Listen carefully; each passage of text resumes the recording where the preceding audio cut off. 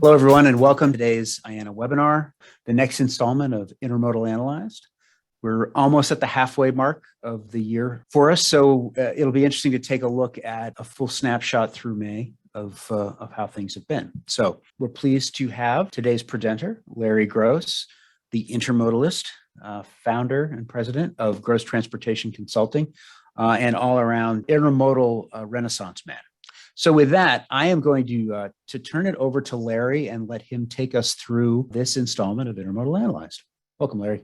Hal, thank you for that kind introduction. And as always, it's a real pleasure to be here. Thanks to you and to IANA for giving me the opportunity to chat with the folks here and provide the latest data. So here's my contact information. I am a solo practitioner with my company dealing in intermodal issues. I can be reached at the lgross at intermodalindepth.com if there are questions that arise that we don't have time to answer. But also, if you want a copy of these slides, drop me a note. I'm on Twitter under the handle Intermodalist, and I put out a monthly report called Intermodal In-Depth for those of you who want to get this kind of information on an ongoing basis and get a little bit more even into the weeds than we will today. So with that, let's try and get going here. I'm going to run, as I typically do, fairly briskly through the slides, and hopefully we'll have some time left at the end for Q&A is the intention. I won't spend a lot of time on this slide. You're all familiar with it. But I just want to remind everybody of the fact that when we talk about intermodal, a lot of times the financial analysts refer to intermodal as a single market. But in fact, they are two very, very distinct and separate markets operating according to different criteria, different drivers, and roughly 50-50 on an overall NAFTA basis, or I guess USMCA to be more up to date, North America. You could see that lately, over the last 12 months, it's shaded a little bit more towards the green side, the domestic side, which is a reflection of the fact that the IPI volumes have been particularly weak.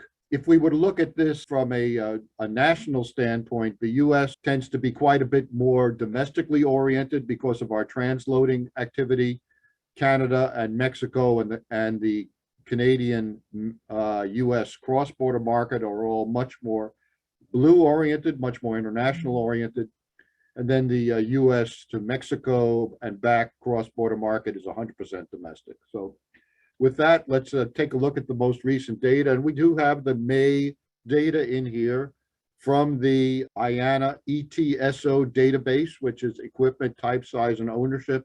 And that is the most useful source of data for looking at these trends in a more granular basis, both on a region to region, as well as being able to segment the two markets. And just as a reminder, the way that we segment them is by equipment type. So if it's a domestic piece of equipment, that's a 53. There are a few 48s left in the mix, container-wise, and then whatever's left of the QFC trailer business. Those revenue moves are going to show up in green, and the blue is ISO containers, 20s, 40s, and 45s. The red is the sum of the two, and the red bars read off of the left-hand axis, the right, and the green and blue lines read off of the right-hand axis. So we look at May, and we can see that the recovery in IPI that began in February continued in May. And we're actually starting to get back up towards, I'll say, semi-normal levels. That's the good news. The bad news is if you look at the green line, which is domestic, where we really expected to see some improvement, we're really not seeing a heck of a lot of improvement, and we're back sort of in the range of where we were in the fourth quarter of last year after some gyrations in the early part of the year. If you look on the right-hand side, this is the same data presented in a little bit of a different way. And what we're trying to do here is take into account the weekend and holiday effects. And that actually has quite a bit of effect here. And when you pull those aspects out of the numbers look a lot smoother and they don't jump around as much. And what you can see from that analysis is that the recovery in IPI actually started as early as December. December was the trough, and then in January, things started to improve. When we look at the number of IPI moves, revenue moves per working day, and we saw a giant leap up in April and a little bit perhaps of a fallback in May. Maybe that's a little bit exaggerated. Maybe it was a kind of more of a level situation. But, we're seeing some downward pressure as a result of congestion inland, chassis shortages and such that have been creating quite a few headlines. And that, I think, is acting as a bit of a constraint in terms of how fast IPI can continue to grow. On the domestic side, we saw a dip in January that has been more or less fully recovered. But then actually from March to April and on to May, a slight retrenchment in domestic activity, despite all of the new equipment that's flowing in. And we'll talk about that a little bit more in a bit. Here are the year-over-year changes on the left-hand side in terms of revenue moves per working day. And if you look at the green columns, we've been more or less quite even with last year, pretty well since March, and still showing some fairly significant deficits, double digit in case of May, with regard to IPI versus prior year. Now, if you look at the right-hand side, here's a table that provides the latest data, the May data. This is not adjusted for working days. This is pure monthly numbers. So if we look at the top line and see international increased on an unadjusted basis just from April to May by 3.4%, but we're still 8.5% behind 2021 May, and year-to-date 13% behind. So here we are 5 months into the first half of the year, and it looks certainly a lock that the first half for IPI will be negative. And the one thing I'll mention to you here, if you look at this chart with everything negative in red, there's a lot of red out there. There's not very much black. And that, intermodal has gotten off to, I'll say, a slow start here in 2022. And let's take a little bit more of a dive on that. If you look at the first three green, which are the QFC lines, short trailer, that includes 48s, 45s, 40s, and 28s. Down fairly significantly year over year, 12.9% in May, and year to date, 8% down. If you look at the 28 footers, that's down by a very much smaller number, more like 3.5 or 4% in May. That volume is actually hanging in there pretty strong and is not really being converted to container, which is what's driving certainly the 53-foot volume down by almost a third year over year in May. And that is a story primarily of conversion, call it forced conversion or incented conversion from trailer to domestic container. And so you put all together and trailer volumes are down by about a quarter. And that actually understates the rate of conversion, because within the 53-foot trailer world, you have a couple of special situations, Triple Crown in the Midwest and the Florida East Coast in the Southeast. Those are really not typical operations, and they're not subject to conversion. They're going to continue. So if you look at that 31% decline year over year, it's probably understating what the true rate of conversion is. If we look at the domestic container side, overall domestic container down a fraction month over month, but running comfortably ahead of prior year, 5.7% ahead of prior year in May and 4.7% year to date. And the private domestic containers are growing extremely strongly. We've got a lot of equipment flowing into that fleet, more on the container side than on the chassis side. Chassis availability, 53-foot chassis availability is going to be the pacing item here. But a lot of that growth is being offset by a decline in rail domestic containers. So the overall rate of growth in total domestic container is about half, because the rail domestic container fleet is about a little less than a third of the overall domestic container fleet. And that's really suffering now, 11% deficit year over year in May and 5.4% year to date. So if you put it all together, domestic is only very slightly ahead of prior year, 1.3% and 1.6% year to date. And the story here is that, in a nutshell, QFC conversion is helping support the growth. But if you put it all together, QFC decline and rail domestic container decline, are almost fully offsetting the improvement in private domestic container moves, resulting in a very small overall increase in domestic intermodal. And then if you put it all together in total, we are just slightly ahead of last year in May and still running behind, both on a year-to-year basis in May and on a year-to-date basis, 6% behind. So that's not going to change by the time the first half is over. We'll still be in the red in terms of year-to-date basis. The AAR numbers come out every Wednesday, and they give us a much more timely look at what's happening, although it's not a very differentiated look. We're not able to segment these numbers. We can segment them into containers and trailers, but that's not particularly useful anymore. So what we use this for is just to say, what's the overall trend? And the overall trend seems to be one of either a stability or slight decline on the US volumes, a fairly steep decline on the Canadian activity since it peaked somewhere in at the middle of May. So we're not really seeing, I'll say, a lot of signs of continued upward momentum. Whether we're actually seeing some retrenchment or just a pause, I think is open to question at this point, and we're going to want to see a little bit more data. The 4-week moving average, which are these dark blue black lines, are being affected still by the presence of the Memorial Day holiday weekend in the numbers. You can see that in the very sharp V-shaped trend on the light gray line on the left on the US. That's simply typical holiday behavior, but that gets incorporated into the 4-week average. So we wait until we see that drop out of the numbers before we make any big conclusions. We talked about the private versus rail domestic container fleet, and this is, in particular, I want you to focus on this right-hand chart, which shows what the share of all domestic container moves is that is being accounted for by the private fleet. And there is a very super clear trend here towards an increasing share of private fleet movements. It set a new record in May. 76% of all domestic container revenue moves took place in privately owned domestic containers. When we talk about intermodal, certainly the import and export situation is vital. We are very heavily dependent as a sector on international trade, much more so than domestic, than the trucking world is.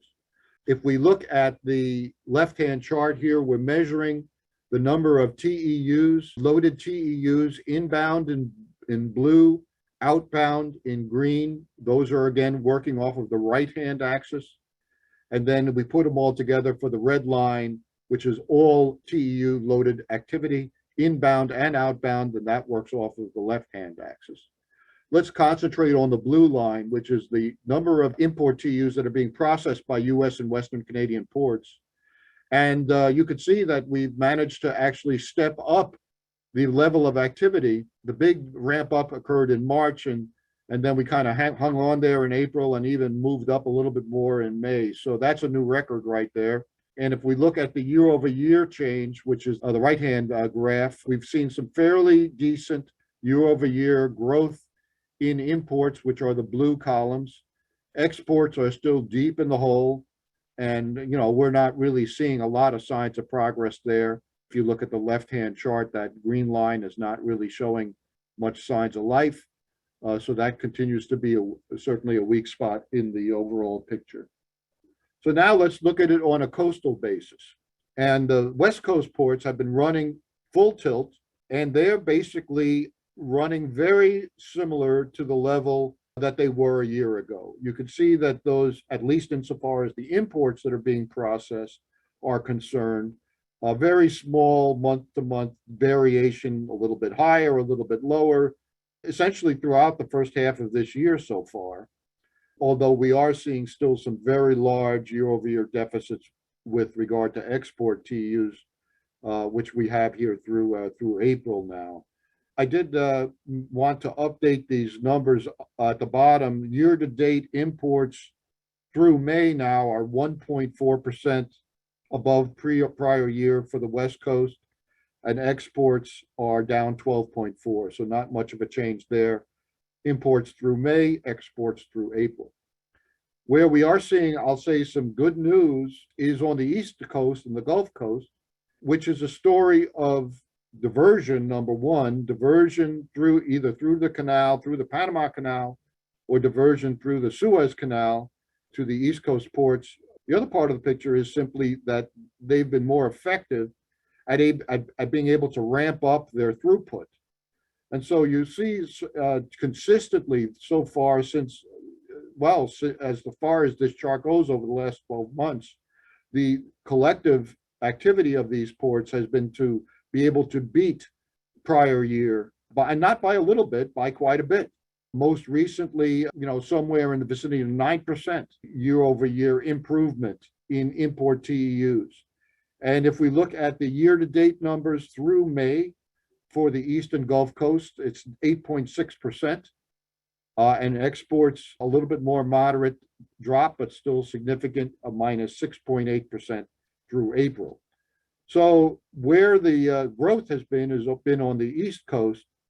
In general, though, when we look at the shrinking ship queues, particularly in LA, Long Beach and such, there's ample evidence that the flow of cargo that's arriving into the North American sphere has dropped. We're just not seeing it yet in these numbers because the queues are still there, and the numbers are being determined by how fast the ports can process. If we want to know actually what's happening from a market-based standpoint, we should be looking at the number of TEUs that are arriving at the end of the queues, and that number I suspect is quite a bit down. But I don't really have the access to those numbers. It's just a question of seeing the ship queues shrink in the face of fairly constant throughput is just a complete indication that the number of TEUs that are arriving from Asia and other overseas ports has dropped and is lower. This all translates into share, and these charts have a fair amount of information on them. The blue bars are the share of inbound TEUs for the region as a percentage of total TEUs arriving in the US and Western Canada. And you can see in May on the West Coast, it was just a little bit under 42% of all import TEUs, loaded inbound TEUs, were handled by the US West Coast out of that universe. The black dashed line is the average of the last 12 months. So you can see sort of where things are higher or lower than the recent average. And then the red line is where things were a year ago. So a year ago at this time, in May of 2021, US West Coast share was somewhere just under 44%. So quite a bit higher, and it has been consistently running behind prior year. And that's true on the right-hand side for LA Long Beach, a little bit over a 33% share of all inbound TEUs. This includes Western Canada, significantly below where it was a year ago, where it was north of 35%. Although in May here, we were a little bit higher than the average of the preceding 12 months. The other side of the story here, I don't have a graph for it, is that this volume, the reverse is true for the East Coast and the Gulf Coast. That's where the share is shifted. And so we're seeing sort of the mirror image of these kind of numbers when we look at places like Savannah and Charleston and New York and such. The drayage situation remains pretty difficult. Our measure is still holding, the drayage demand index still holding at an astronomical level. I suspect that we're going to have to reset this number because what is now normal is not the same as what used to be normal. What used to be normal was a level of 100. I suspect that we'll never get back down there. Just to put a little bit of color on this, we are seeing, I'll say, some signs of improvement and loosening on the coastal regions and signs of tightening at the inland regions. So a little bit of a role reversal from what had been the case earlier in the year. And that's a function, I think, of the better throughput on the coasts and less congestion, but the congestion has shifted to inland locations, and chassis supply, extended cycle times are the culprit there. I'm going to give you a little bit more color on the rail service side than we have typically. We've got some new data that the STB is requiring the railroads to provide, and I make some use of that. The old standby intermodal train speeds, average intermodal train speeds, this is a weighted average across all the 7 class 1s, weighted by the number of intermodal cars each one has online. And the picture here is not very strong. It's that red line at the bottom. We're running slower than any of the last 3 years, and well below the average of the past 5, which is the dotted blue line, the dashed blue line. So the system continues to show signs of strain. Here's a little bit more color on the trains that are being held, that don't leave the initial terminal on schedule for various reasons. And the pie chart on the right provides the breakout for the most recent week, which is the week of mid-June, 6/15, week 65. Well, that's obviously not right. 65 goes back to an earlier number. But anyhow, at 6/15/22, we hear that the big problem is a shortage of crews. But at least as the railroads collectively have reported to the STB, as of that week, the lack of crews accounted for about 1/4 of the intermodal trains that are being held. Lack of locomotive power, about another 1/4, and then the all other green area is about half. Now, it's possible that lack of crews is actually sort of creating shortages in these other 2 arenas. Certainly, if you look at the red line on the left-hand chart there, we're still at quite an elevated level compared to the typical situation, which is the dashed blue line. The number of trains that have been held are considerably elevated, and this is obviously not a good thing from a service perspective. Another measure the STB gets is the number of loaded intermodal cars that haven't moved for 48 hours or more. And this has been quite elevated, although we are seeing, I'll say, some improvement there. On the right-hand side is another chart that you haven't seen from me before, which is the number of intermodal cars that are being reported on the line, on system, in any particular week. And this is interesting because if you look at the red line there, the number of cars that are online is not particularly high. In fact, it's typical. It's about even in the most recent week with the 5-year average. So it isn't that the system is clogged with too many rail cars. The lack of velocity is due to other factors. And here's the new data, which is the railroads reporting for the first time on-time arrival data for their intermodal trains at termination. Now, this is, I'll say, with a limited use because the criteria that is being used is within 24 hours of schedule. Now, that's probably appropriate for a carload merchandise train. I would argue that it's probably a little bit too broad a figure for an intermodal train, where ultimately the arrival at the dock is measured in terms of minutes, not hours of being on time. But nevertheless, this is a useful number, and we can see that we're running about 75 to 80% on time collectively.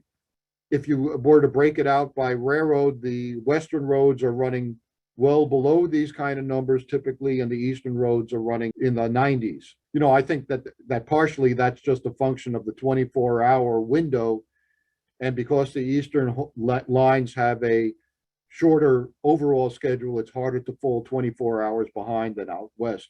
But still, you know, to their credit, they're reporting a much higher percentage of on-time arrivals than the West Coast roads are. So we look at this intermodal capacity situation, and where are we running into a problem? The intermodal system is a very complex system, which has a variety of areas where capacity can rear its head. And I just have them listed here. And the ones that are listed in red are the ones that I think are currently areas of concern. And you'll also notice that I bolded in the first bullet point the issue of equipment cycle times, because that is certainly one of the issues that's driving shortages of chassis supply and shortages of parking, and perhaps even shortages of dray capacity, because the equipment cycle times are so elongated right now, particularly with regard to the international, the marine side. And that's chewing up chassis and it's chewing up terminal parking. So, that is, I'd say, probably our job one problem right now is getting the equipment cycle times back into some semblance of normalcy. Now we look at what this has all affected in terms of market share, and I think I've shared this chart with you prior. We don't have, obviously, the second quarter data yet.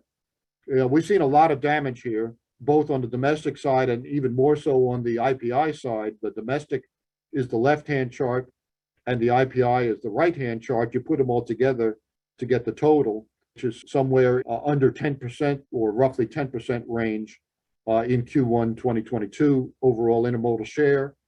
And what we're measuring here is the share of long-haul truck moves of dry van and reefer equipment that are moving 500 miles or more. If there's good news in this chart, it's the left-hand chart. We're seeing the signs of a nascent recovery. You look at that green line and it has bounced off the bottom here in Q3 2021, and we've seen 2 consecutive quarters of modest increase. If I had to predict, I'd say I would expect that the line will recover back up to where it was pre-pandemic, but post-PSR, which is going to be somewhere in that 6.4, 6.5-ish range, absent additional changes in the way intermodal is going to market. And those changes that could drive it higher, they could be pricing changes, they could be addition of new terminals, and we are seeing some new terminals being brought on by folks like the Union Pacific, who announced a new terminal in the Twin Cities and enlarging their facility in the Inland Empire and some additional services. So, if you have more services, then I think there's more opportunity for intermodal to gain share. What will be, I think, helping to hold this down a bit is the QFC conversion. And there is, as I said before, I don't think, for instance, that 28-foot QFC volume is going to convert. There are reasons why that volume is moving in 28-foot trailers. That is typically volume for LTL and parcel shippers, and the 28-foot size enables them to skip an intermediate sort of the packages or the pallets and run direct to a destination. And they're going to be reluctant to change that to a 53-foot container, which then needs to be processed and resorted. So I suspect a lot of that volume, when the final end of QFC does arrive, a lot of that volume will simply go back to the highway. And that, of course, will provide some downward pressure on market share. If we look at the blue line on the right-hand chart, which is the IPI line, I guess the best you can say is we're starting to see a little bit of a sign of stability, but certainly no sign of recovery yet. Perhaps we will in Q2 when the numbers come in. Incidentally, the red lines in each case are simply the 4-quarter moving average, so we're smoothing out some of the ups and downs there. So to try and sort of tie all of this together and then hopefully have some time for questions, the first thing that I'll point out is I think there's a big disconnect right now between what's happening with regard to the import trends and what's happening with regard to domestic truckload. We're definitely seeing a lot of signs in the domestic truckload situation that things are starting to ease off, most particularly in the spot market for dry van and reefer. Declines in spot rates, which are the most sensitive bellwether of the supply-demand equation. The contract rates, they tend to both lag behind in terms of months, 6 months later. Once the spot rates turn down, we can generally expect the contract rates to turn down after about another 6 months. And they tend, of course, not to be as volatile. And that's, in this instance, good news for intermodal, because intermodal is much more about what stuff is moving on contract rates over the road versus spot rates. And so to the extent that contract rates are holding up, that's good for intermodal and provides more top cover for intermodal pricing. The volume that we're seeing right now, no doubt, is a lot of it is upstreamed volume. And by upstreamed, I mean upstreamed in time, moving earlier than it normally would in reaction to the consistent congestion and delays that import volumes have been seeing over the last 18 months. So what we're doing right now is we're borrowing from peak season, and peak season is going to arrive, or is in the process of arriving, early it's arriving at the end of the ship queues and then gets ultimately processed through the ports, and we'll see it here over the next few months. But as a result of this, I think that what we when we get to peak season, what is typically peak season in the late third, early fourth quarter, it's going to be quite subdued because the equipment's already going to be here. I mean, not the equipment, the inventory. And that inventory is really problematic right now because there's no room for it anywhere. And this is sort of I'd say the real core of the cycle time problem, is that this inventory has been brought in earlier, but all of the retailers have tremendous quantities of inventory.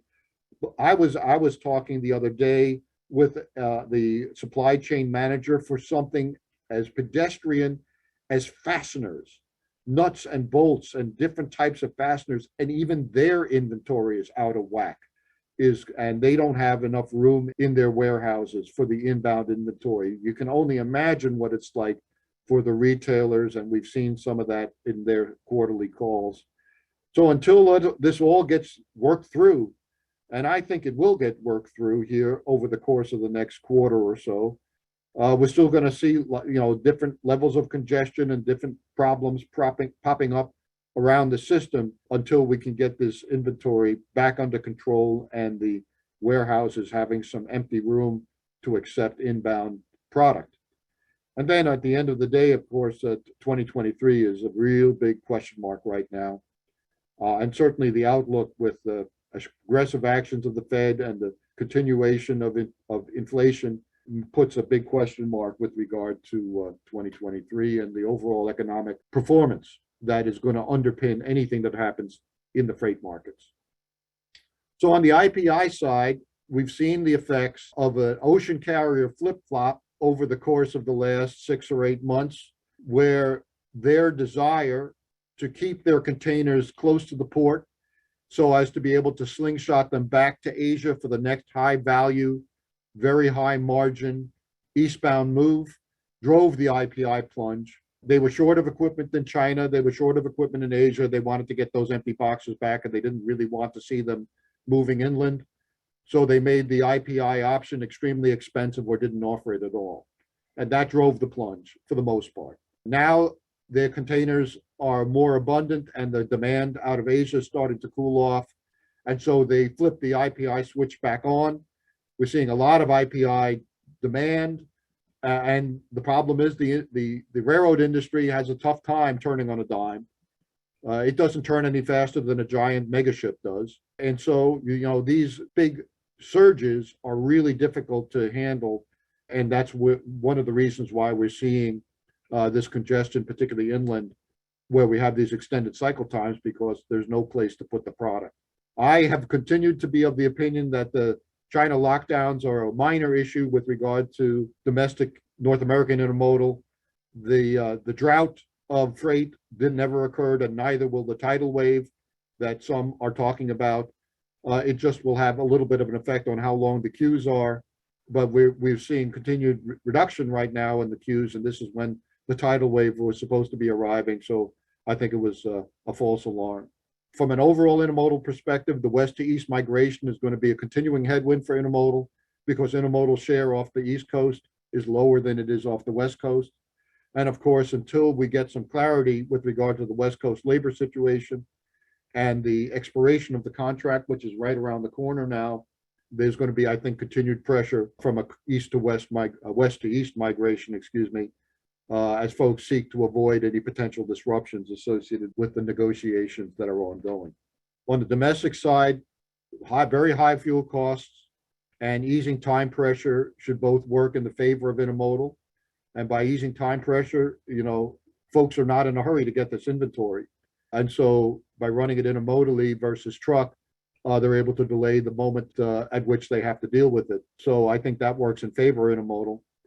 We do see a tremendous quantity of new domestic boxes reaching the US at this point, but that's only half the problem.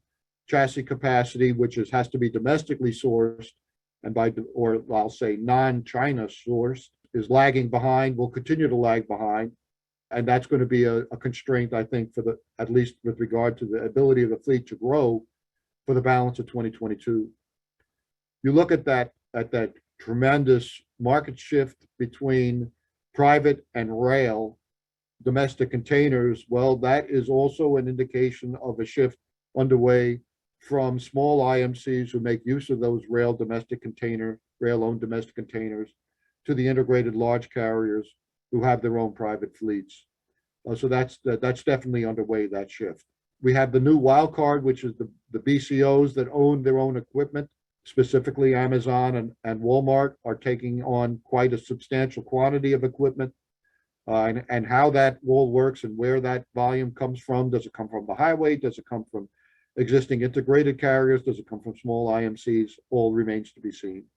I mentioned when we looked at the market share, I do think some share recovery is likely, but Intermodal holds its destiny in its hands because a prerequisite for significant share improvement is to get the service situation under control. So that's something that we'll be watching quite closely. I'll close with a couple of long-term considerations. We talked about equipment cycle times. Where are they going to end up is the question. Will there be a new normal, or is it going to go back to what it was before? And if it does go back to what it was before, how fast does it go back? When it does go back, that's going to free up a tremendous amount of capacity. In addition to the capacity that's coming in terms of new equipment, simply returning cycle times to a more normal state is going to create a tremendous amount of capacity right out of thin air. So I think if we couple that with I'll say a potential easing of demand based on slower economic growth and possibly a preference or a greater preference for services on the part, consumption of services on the part of the consumer rather than goods, we might see a bit of an oversupply situation here. The high carrier profits, both on the ocean with regard to the Federal Maritime Commission and on the rail with regard to the STB, combined with service issues, have created an atmosphere that I think has made it much more likely to see regulatory intervention. We definitely have seen it now, Congress passing legislation with regard to ocean carriers, and the STB certainly taking a more activist stance with regard to the railroads.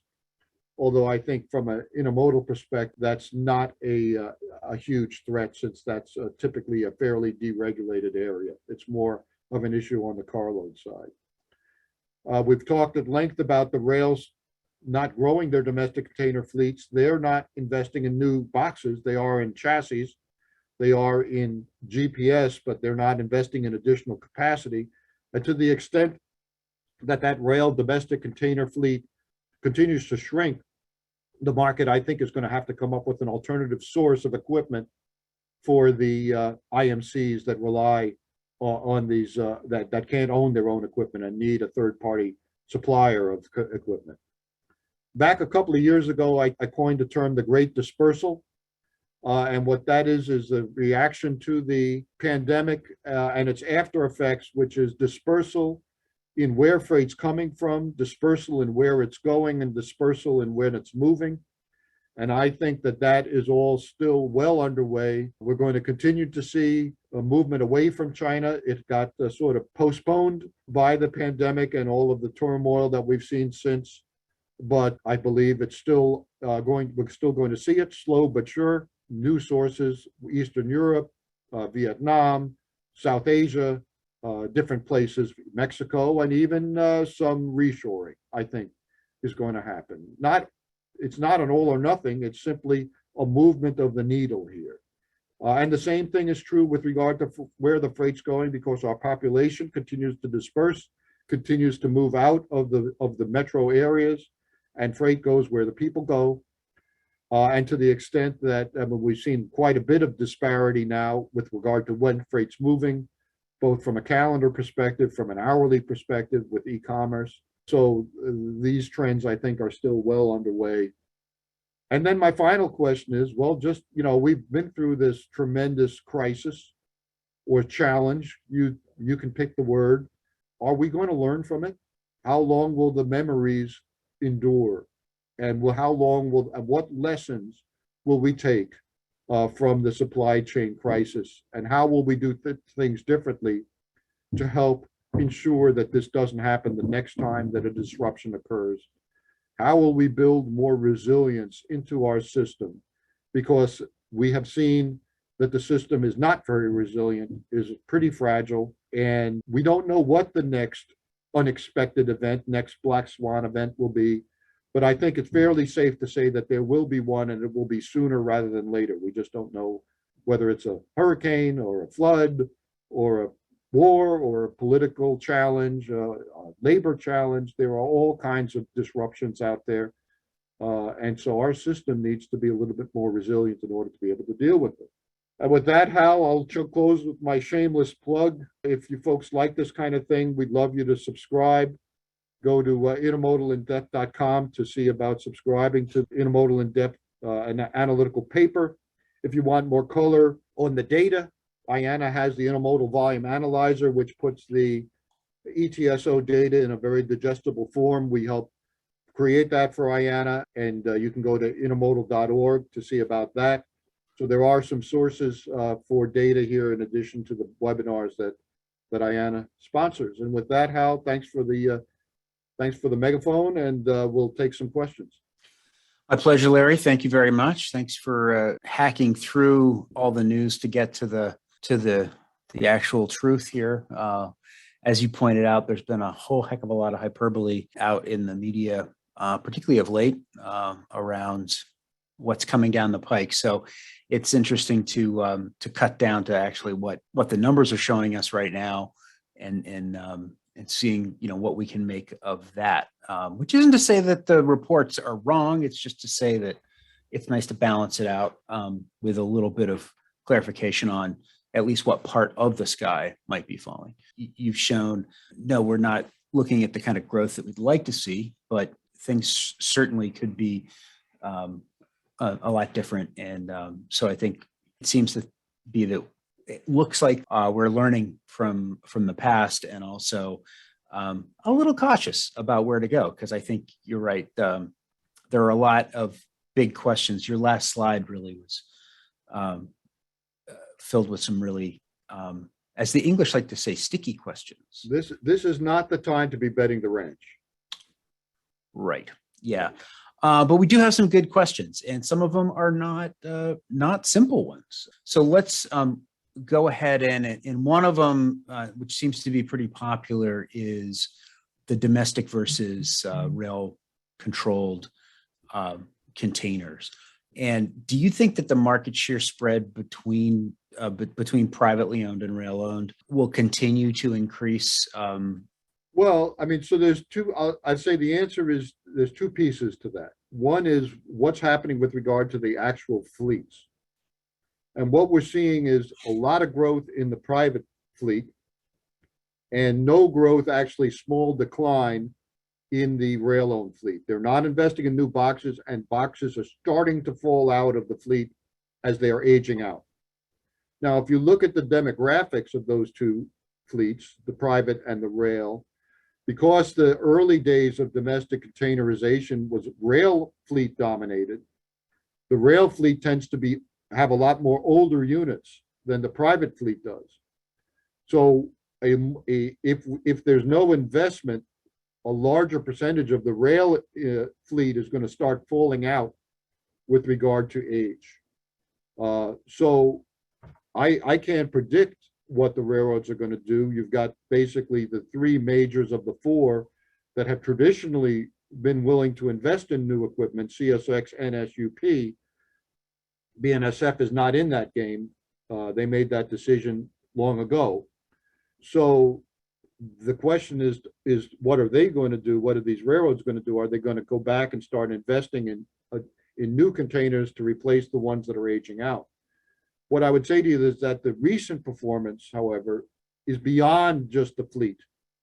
That 11% decline, well, there wasn't an 11% decline year over year in fleet size for rail-owned fleet. So there's a sort of a shift that's happening that's not just availability of equipment, but rather, some sort of a shift between private fleets and folks that make use of the rail fleet.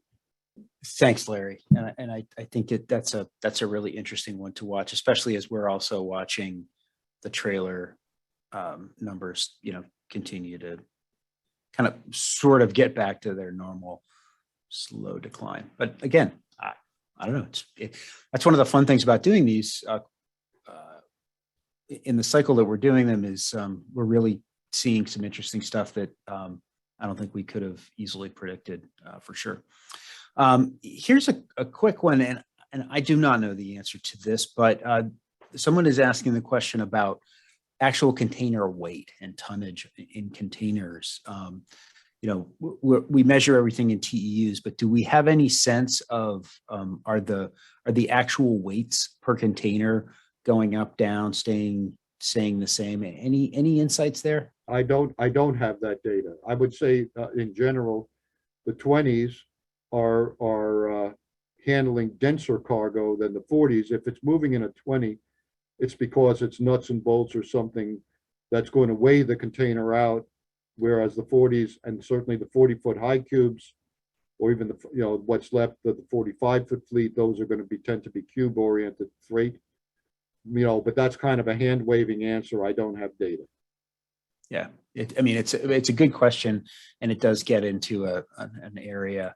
The ocean carriers need to know that because that's how they need to know it for stability purposes. Right, load planning for sure. And I know we've actually got a task force or working group rather in the operations committee that's taking a look at actually the operations and the safety committee at container weights, because there's been an uptick in over and understatement of weight in containers, and that poses a safety challenge as well as some other challenges in terms of overtaxing equipment and becoming very dangerous to work with. So containers, collapsing container stacks.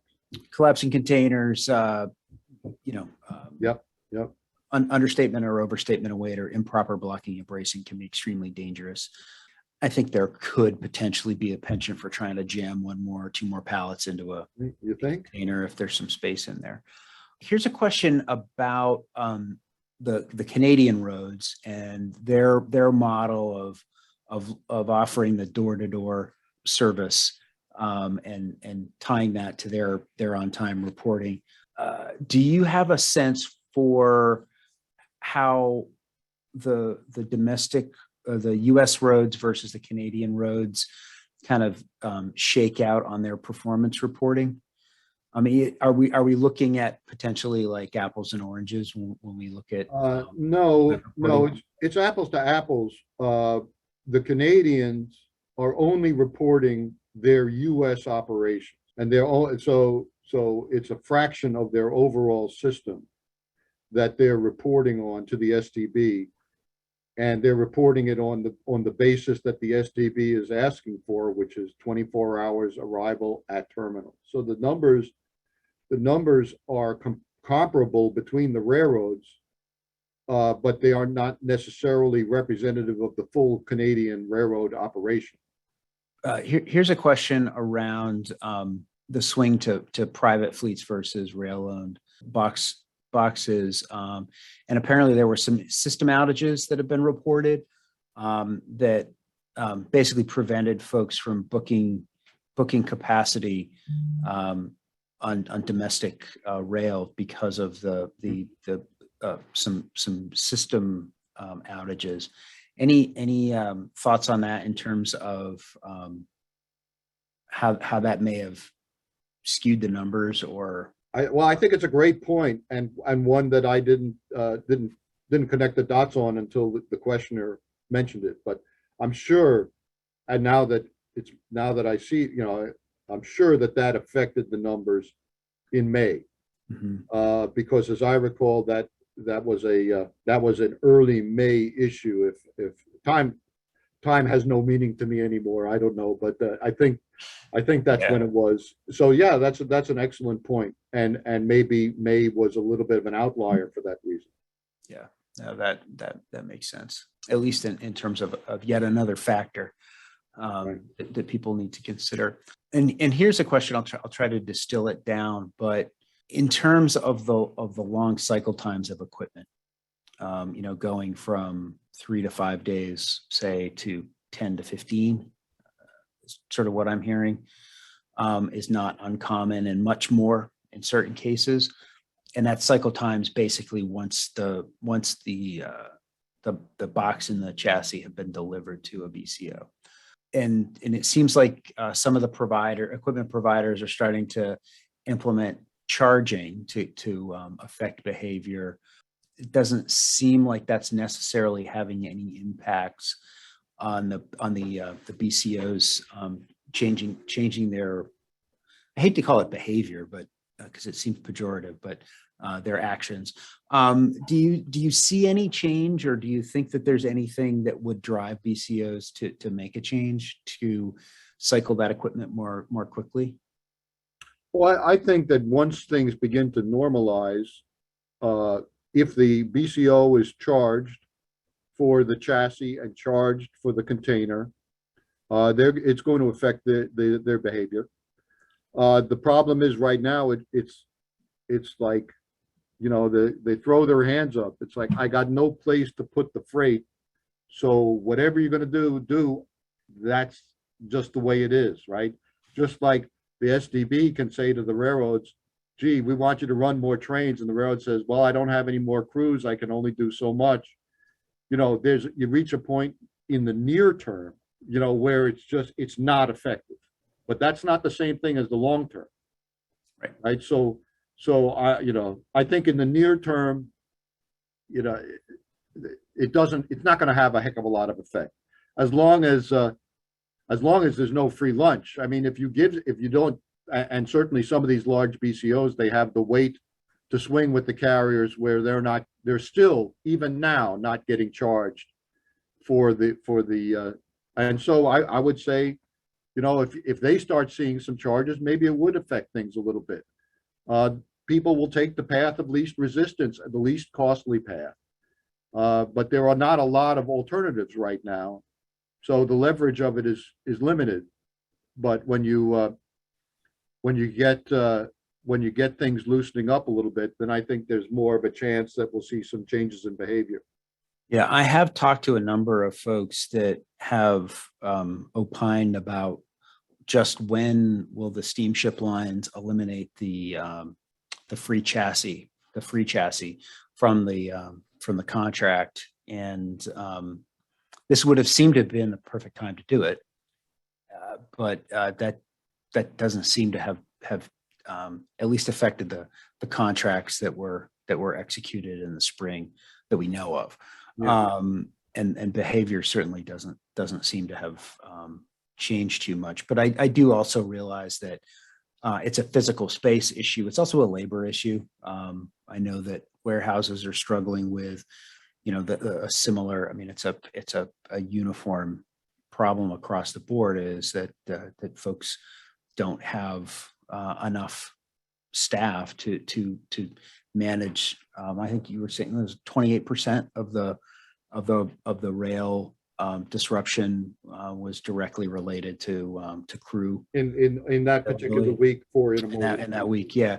And a colleague of mine was stuck in Indianapolis for an extra day because Southwest didn't have crews available for the flights that they were running. Right. So I think it's not a unique railroad problem. Exactly, or a unique BCO problem or anyone else. Right. I think it is unfortunately just a very challenging time. But I think if there's the good news, Hal, I think we're nearing the end of that. Yeah, I think what I've said this before, when we reconvene 12 months from now, or even earlier than that, towards, I'll say, the end of the year, things are going to start feeling really different. That's my prediction. I'm out on a limb on that, but what the heck? Well, when we're we can revisit this at Expo, and we'll take stock of where we are, because we should have at least our binoculars should be able to focus at least a little bit better on the end of the year. Yeah, we'll have a few more months of data, 3 more months. Yeah, but I think that will be interesting for us. Sure. we've got a few more questions, but unfortunately, I think we're going to need to wrap it up. But I did want to just take your temperature on the sort of awakening of the federal giant. It seems like all of a sudden, the two houses of Congress can actually come together and pass questionably necessary legislation to regulate transportation, freight transportation. And some of the other government agencies seem to be waking up and saber rattling. Do you think that is going to potentially give us a bridge from one problem into another problem that might be self-inflicted? I think that let's talk about the ocean carrier legislation. There are those that say, oh, okay, we're going to force the ocean carriers to handle more export loads and such, that it won't work. That piece won't work. And I think it would be problematic if they try and actually make that happen. The reason that in normal situations that the stuff doesn't move export because the rates don't support a lot of repositioning of equipment. The rates are very low because of the imbalance. The imbalance now is more than it's ever been. The overbalance inbound is at record levels. So the rates going back are very low, and it doesn't support a lot of cost, a lot of repositioning of equipment. The equipment becomes available in metropolitan areas where it's empty, and a lot of the outbound export loads are in rural areas that are remote, and the equipment needs to be repositioned, and it doesn't happen for free.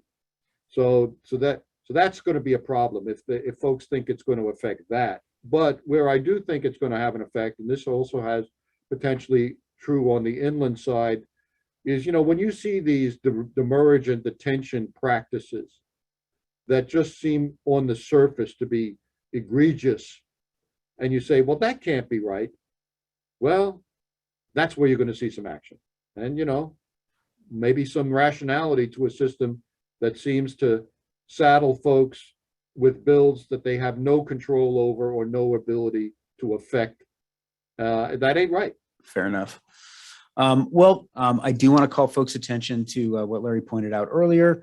A lot of the information that he's provided today, and a lot of the background work that he did in digesting the numbers, are available either in the form of the full ETSO database, which is the big database that collects all of the moves, as well as the volume analyzer, which is a really useful interface tool to help you kind of slice and dice it to your own needs if you don't have a big expensive interface.